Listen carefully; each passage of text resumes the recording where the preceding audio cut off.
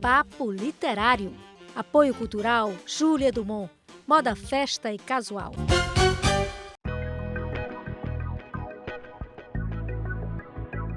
Olá! Está começando a sua revista eletrônica voltada para a literatura, o Papo Literário. Veja o que preparamos para você nesta edição. Vamos mostrar uma série audiovisual sobre os imortais da Academia Cearense de Letras. Nossa entrevista especial é com a jornalista e escritora Kelly Garcia, que está lançando o livro Cidades Invisíveis. E tem também uma reportagem sobre a integração entre o balé e a literatura, e um palacete antigo que foi recuperado e se transformou em um local de interação e leitura aqui na cidade de Fortaleza. Tudo isso e muito mais agora no Papo Literário.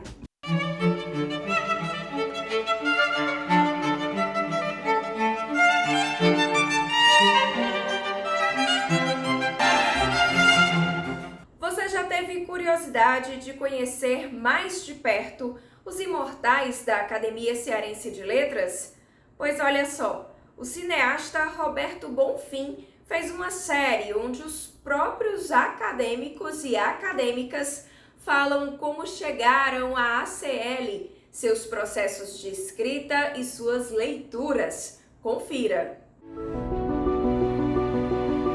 O projeto da série sobre os imortais da Academia Cearense de Letras surgiu há 10 anos, tendo à frente o cineasta Roberto Bonfim. Buscamos, dentre esses 10 anos, viabilizá-lo, né? E felizmente conseguimos agora, com a presidência do Dr. Lúcio Alcântara, né, que chancelou o projeto em 2021, né, fazendo com que nós começássemos, né? Hoje o projeto é uma série dividida em episódios que vão a uma TV aberta. Nós estamos tentando aí ver se a gente consegue umas parcerias, né? Mas vai estar também no YouTube e no site da Academia Cearense de Letras. A série procura mostrar como os acadêmicos chegaram a esse patamar de imortais da ACL. Como iniciaram a escrever, a leitura, a importância da leitura em outras épocas, não é? Claro que hoje nós temos outros acadêmicos tendo o computador, novas mídias, fazendo essa interseção desse saber acadêmico, né? De forma que histórias virão, muitas histórias, né? Juarez Leitão, Batista de Lima, Linhares Filho, as mulheres, né, importantíssimas, Vera Moraes, Ângela Gutierrez. O mais importante é fazer com que a pessoa possa se inspirar, certo? No ato de ler, né? E no ato de, um dia, pode fazer parte de qualquer academia, mas o mais importante, no estudo do saber, que vem da leitura, você possa ser alguém na vida. Eu acho que esse é o grande objetivo do projeto, dessa série. Cada imortal conta sua própria história na intimidade do seu lar. Eles trazem essa percepção do pertencimento do livro para a história de cada um, que está na história de nós todos, na família, vindo lá de trás, historicamente. É um projeto que alguns acadêmicos já tinham pensado em produzir, mas não tinham efetivamente colocado para acontecer. E nós tivemos essa grata felicidade da confiança de todos, dos primeiros 22, 23, para iniciarmos esse projeto. Essa interseção do audiovisual com a literatura, tendo o audiovisual como chamariz do saber maior que consta nos livros. São muitas as histórias interessantes incluídas nos episódios da série. Uma delas é do Juarez Leitão, professor Juarez Leitão, meu grande mestre guru. Ele chega e diz assim: eu era pequeno lá no interior e o padre Leitão, que o criou, ele disse para o padre: padre, eu vou ser da Academia Cearense de Letras. O padre deu até um cascudo do Rio, fez chacota dele: vai lá ser da academia. E ele é da academia. E é um acadêmico que eu acho com uma grande importância, hoje ainda como vice-presidente da Academia Cearense de Letras.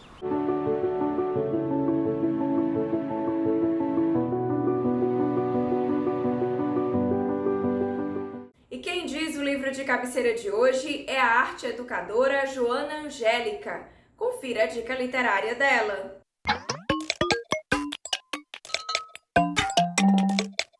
Para o Papo Literário, o meu livro de cabeceira é Gente que Mora Dentro da Gente, de Patrícia Gebrim, uma psicóloga que vai trazer uma noção de quantos eus existe dentro da gente, como a gente precisa e é valioso conhecer cada um deles e colocar cada um no seu devido lugar.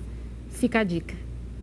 A escritora Eudismar Mendes lançou na Biblioteca Pública do Estado do Ceará o livro Espelhos Desnudos. A solenidade foi muito concorrida, contando com a presença de diversos escritores e amigos da autora. O lançamento é nossa imagem literária da semana.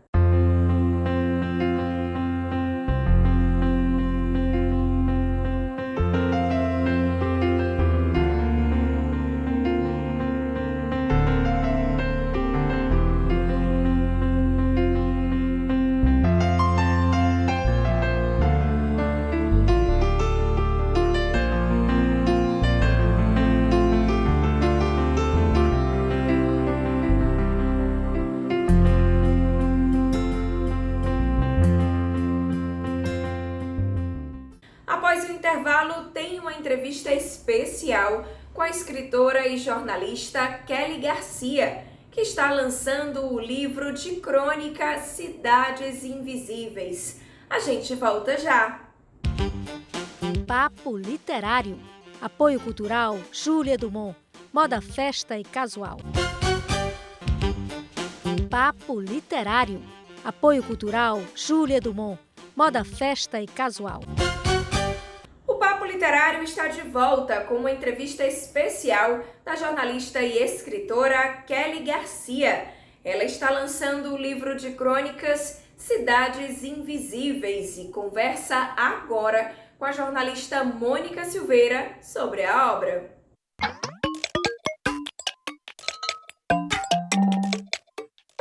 Pois é, Soraya, é um grande prazer receber aqui no Papo Literário a jornalista e escritora Kelly Garcia, que está com Cidades Invisíveis, um livro de crônicas, né? Que bacana, porque crônica é um gênero assim que é unanimidade, todo mundo gosta. Como é que surgiu esse livro que fala de Fortaleza? Eu comecei a fazer esse livro a partir do curso de escrita criativa da Vanessa Passos. Aí, a partir desse curso, eu comecei a escrever toda semana uma crônica no site que eu trabalho, que é o Salete em Sociedade. E escrevia sobre vários temas, né? Não só sobre Fortaleza. Mas, ao final do curso, eu imaginei que seria interessante fazer sobre Fortaleza, porque eu tenho uma relação muito forte com a cidade, sabe? Na época que eu era repórter, eu sempre fazia matéria sobre história da cidade, sobre patrimônio, e acabou que essas crônicas elas eram mais ricas.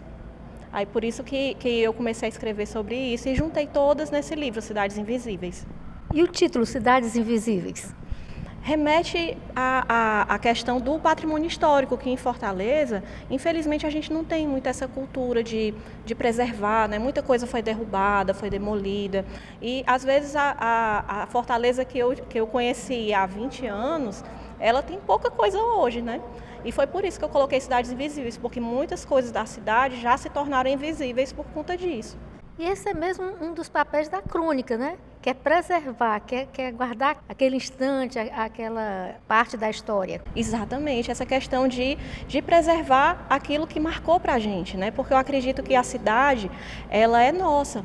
Sabe? A cidade que eu falo aqui é a minha cidade, mas é a sua também, dos historiadores. E eu vejo isso muito forte, porque quando eu trabalhei no jornal, eu sempre procurava saber mais sobre as histórias da cidade através das famílias, porque eu trabalhei em coluna social há muito tempo, ainda trabalho com isso.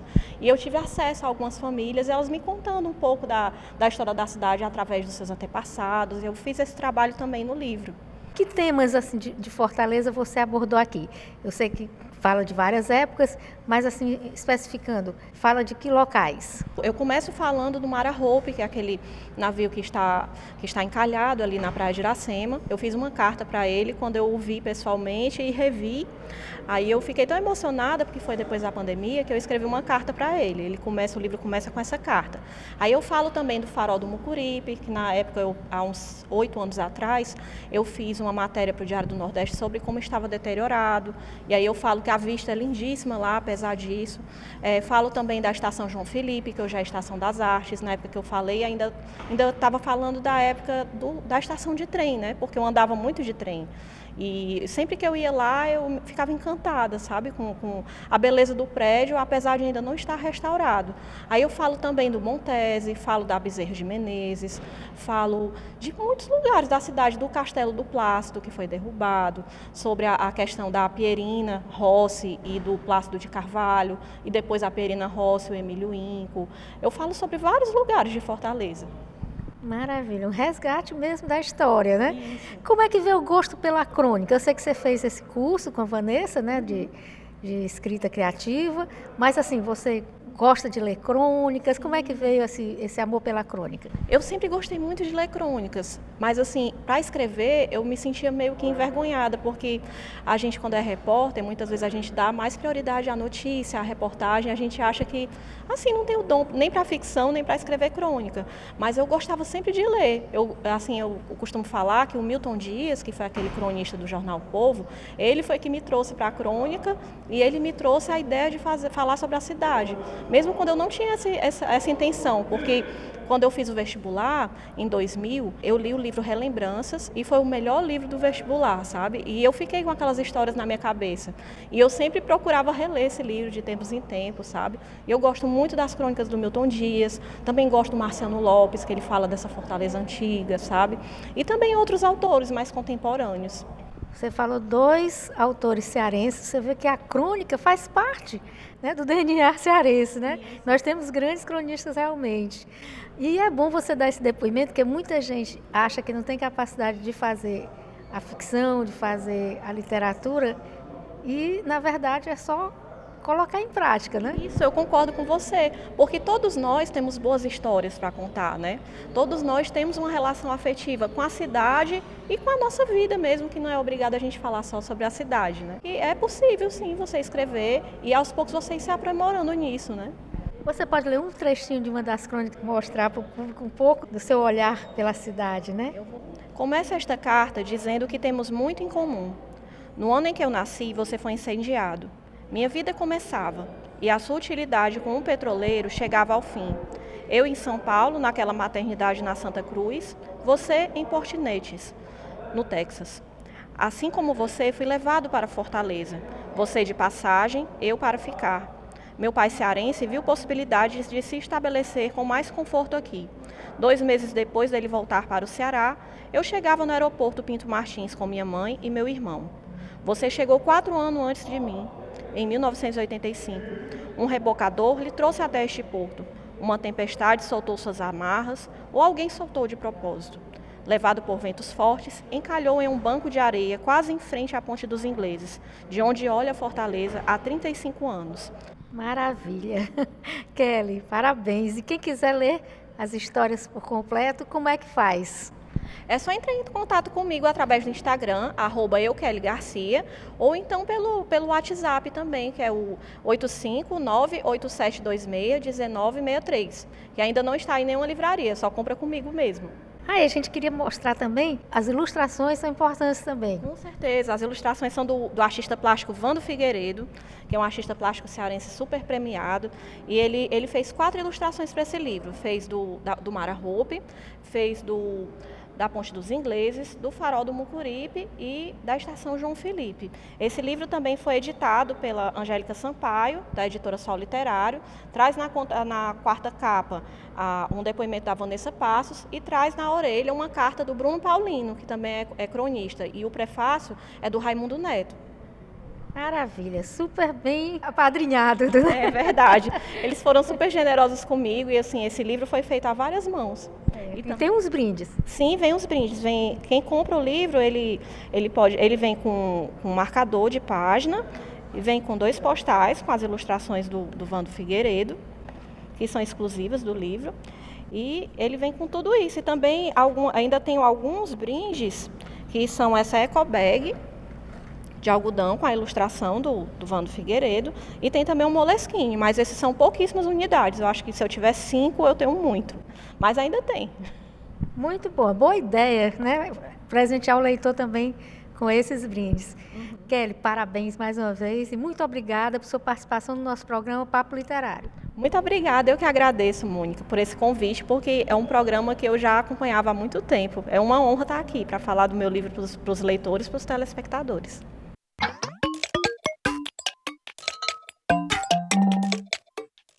No próximo bloco, vamos mostrar a união entre o balé e a literatura e um palacete antigo que foi recuperado e se transformou em um espaço de integração e leitura. É logo após o intervalo. Papo Literário.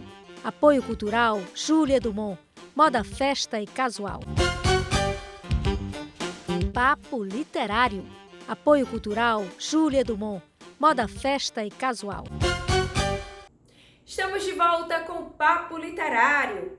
A literatura está integrada a vários tipos de arte. Uma delas é a dança. O Centro de Balé Clássico Mônica Luisa comemorou seus 40 anos de existência, com espetáculos baseados em 2 importantes livros. Dom Quixote de la Mancha, do espanhol Miguel de Cervantes, é um dos livros mais lidos do mundo. A primeira edição foi publicada em 1605 em Madrid. A obra é composta de 126 capítulos, divididos em 2 partes, e narra as aventuras e desventuras de um homem de meia-idade que decide se tornar um cavaleiro andante, depois de ler muitos livros de cavalaria. Para provar seu amor por Dulcineia, uma mulher imaginária, resolve lutar e até enfrentar moinhos de vento como se fossem dragões, na companhia do fiel escudeiro Sancho Panza. Em 2002, esse livro foi escolhido como melhor obra de ficção de todos os tempos pelo Clube do Livro Norueguês. A obra foi adaptada para o balé de Mônica Luisa, que comemora 40 anos, e presta também uma homenagem aos 50 anos de teatro de Deusjolino Lucas, que no espetáculo vive o papel de Sancho Panza. Dom Quixote é interpretado pelo bailarino Júlio César. A bailarina Gisele Xavier faz o papel de Dulcineia.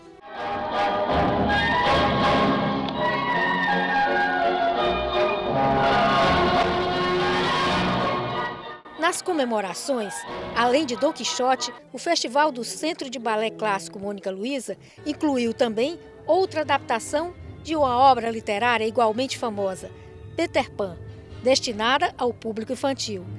Criado por James Madbury, o personagem Peter Pan, vivido por João Pedro Barreto, é um garoto que fugiu de casa e se juntou à fada Sininho, na ilha chamada de Terra do Nunca, onde as crianças não crescem. O Andy e seus irmãos acabam entrando nas aventuras mágicas de Peter Pan e dão de cara com o vilão Capitão Gancho, interpretado também por Deusjolino Lucas. Nesses 2 espetáculos cheios de magia, aparecem sereias, índias, pássaros, borboletas, fadas, espanholas, ciganos, dríades e toureiro. Tudo mostrado com a técnica e a graça da dança.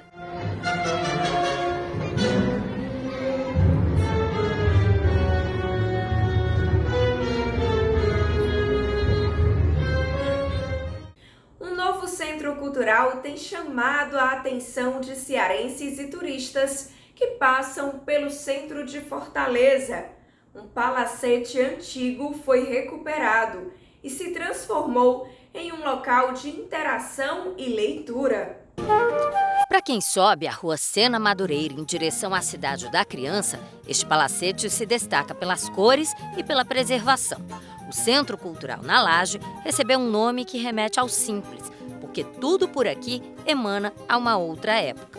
O local foi recuperado aos poucos pelos proprietários, que descobriram que esta é uma construção que começou no fim do século XIX e entrou pelo século XX. Parte do piso e das madeiras se mantiveram preservados. As portas e vitrais são originais. Este revestimento do que era o pórtico da entrada está bastante conservado. As referências arquitetônicas da Belle Époque de Fortaleza estão nos detalhes de um casarão que sobreviveu ao tempo para se tornar algo novo no século XXI.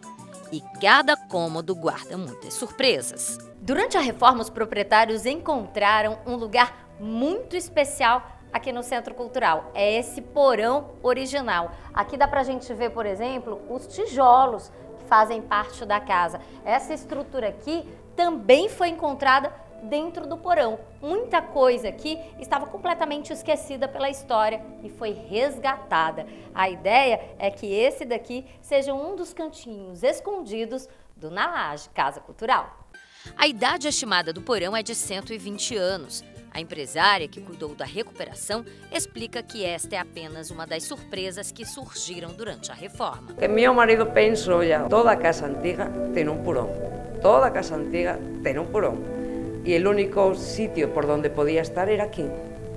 Aí foi quando ele abriu um buraquinho, viu que estava oco, se abriu maior, se tirou todo o entulho que estava aqui, madeiras, coisas.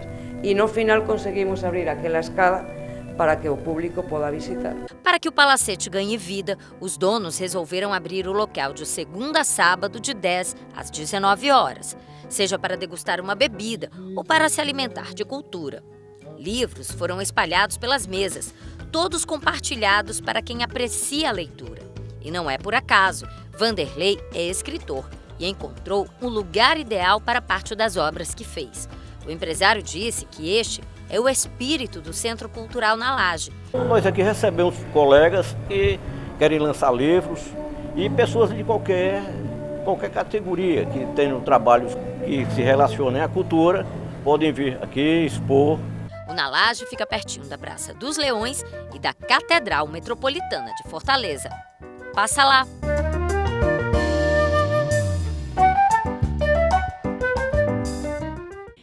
Recebemos de João Alessio, da MEM Comunicação, os livros Toda Cicatriz Desaparece, de Rogério Pereira, e o Coração às vezes para de bater, de Adriana Lisboa, ambos publicados pela editora Maralto. Toda Cicatriz Desaparece reúne 40 crônicas que abordam recordações e imagens da infância, como uma luta do autor de origem muito pobre. Explica quem ele é. Já em O Coração às vezes para de bater, a autora premiada conta uma história sobre o crescimento e amadurecimento de um adolescente skatista que escreve uma carta diária para alguém que poderia se tornar seu amigo. Duas ótimas sugestões. Obrigada pela participação no programa, João. E se você deseja se comunicar com a gente, anote aí o nosso e-mail, papoliterário@tvceara.ce.gov.br. O endereço é Rua Oswaldo Cruz, 1985, bairro Aldeota, Fortaleza, Ceará. CEP 60125048 e o telefone é DDD 85 3101 3125. E chegou a hora do nosso clipoema, que hoje faz uma homenagem ao grande artista modernista Di Cavalcanti, famoso por suas temáticas bem brasileiras. Os versos de Vinícius de Moraes estão mais atuais do que nunca, já que o quadro As Mulatas de Di Cavalcanti sofreu um ataque a facadas durante a invasão de vândalos ao Palácio do Planalto. A narração é de Carla Soraya. Amigo de Cavalcanti, a hora é grave e inconstante. Tudo aquilo que prezamos, o povo, a arte, a cultura, vemos sendo desfigurado pelos homens do passado, que por terror ao futuro optaram pela tortura. Poeta de Cavalcanti, nossas coisas bem amadas, neste mesmo exato instante, estão sendo desfiguradas. Ai que lutar, Cavalcanti, como diria Neruda. Por isso, pinta, pintor. Pinta, pinta, pinta, pinta. Pinta o ódio e pinta o amor. Com o sangue de tua tinta, pinta as mulheres de cor. Na sua desgraça distinta, pinta o futuro e pinta a flor. Pinta tudo que não minta. Pinta o riso e pinta a dor. E com esses versos, o Papo Literário fica por aqui. A gente volta a se encontrar no próximo sábado com mais informações quentinhas do mundo das letras. Até lá!